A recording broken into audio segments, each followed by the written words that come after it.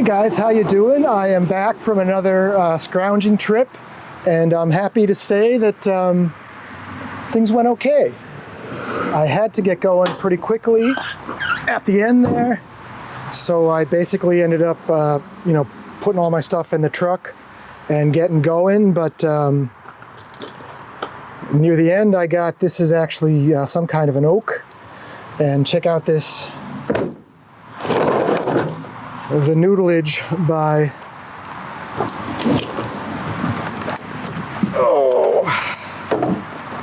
the 046. Today was one of those days where I had a nice edge on the 046. She was running nice, and I was basically just, the whole time I was using it, my mouth was open. I was just dumbfounded with how quickly that thing cuts. But I got a couple pieces of oak here that I had to cut with the saw to split because there was a pretty big knot in there. But then this is actually some black birch, which may be a little bit punky, but it's fairly dry.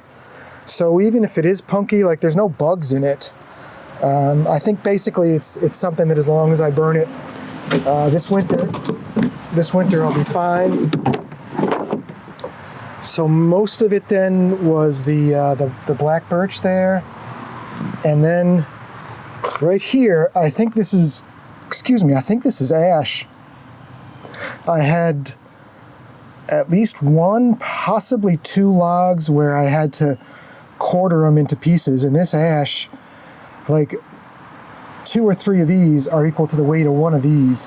So this is definitely going to be ready for fall. Hey guys, I just wanted to show you something kind of neat on this birch log. I want to say it's Betula nigra, but I'm a little bit out of practice on my birch trees. I never plant them with my day job. But if you look at all these lines, hopefully you guys are seeing those. See all those lines? All those parallel lines?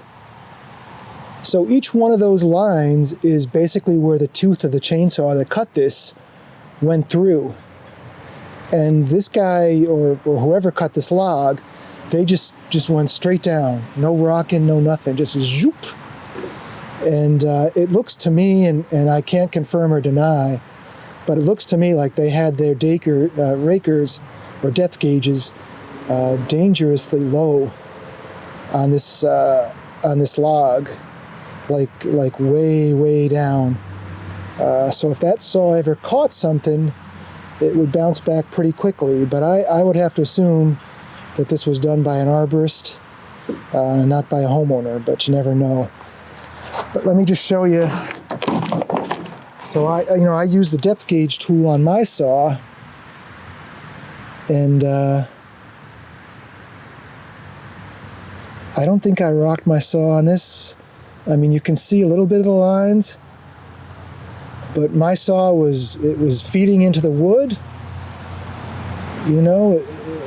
Maybe they could have been a touch lower.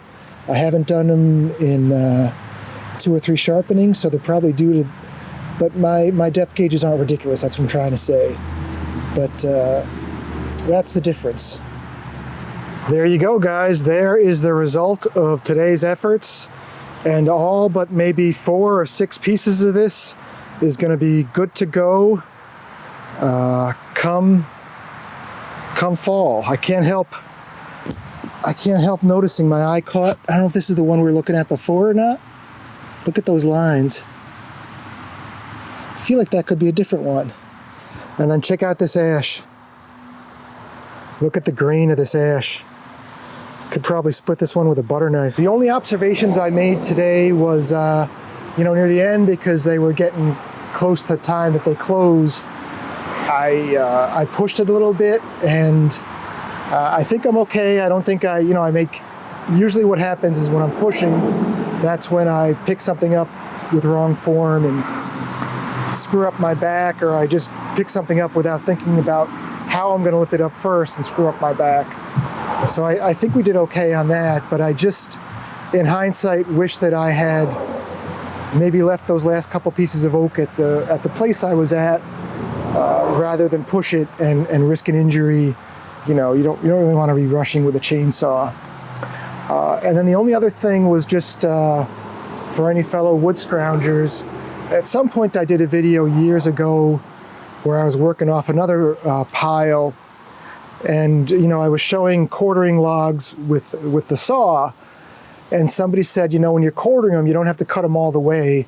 If you just cut like 3/4 through the logs, the bigger logs, stand them up and then split them, that usually works. So, it's funny how when you do it that way, number one, you're not going to get your chain near to the dirt, which is always good. And number two, it's just less work. You're not rolling the log over. So it was almost a non-factor for the bigger logs, where I would just cut 3/4 of the way through. Maybe they were 20 to 24 inch diameter logs. Cut 3/4 of the way through, use my maul to stand them upright, hit them a few times in that last 4 or 5 inches I had left there, and then I could split them without cutting them for the rest of the log. So that's another tip that you guys may or may not know, or you may have known but forgot you knew, so now you know again, whatever. So that's about it for today, guys. I'm gonna see if I can get this stuff unloaded. I'm feeling really good because I probably have about 5/8 of a load of wood in this pickup that's all gonna be not only good to go, but really good to go this winter. So we're feeling good. Take it easy, guys, and we will see you soon.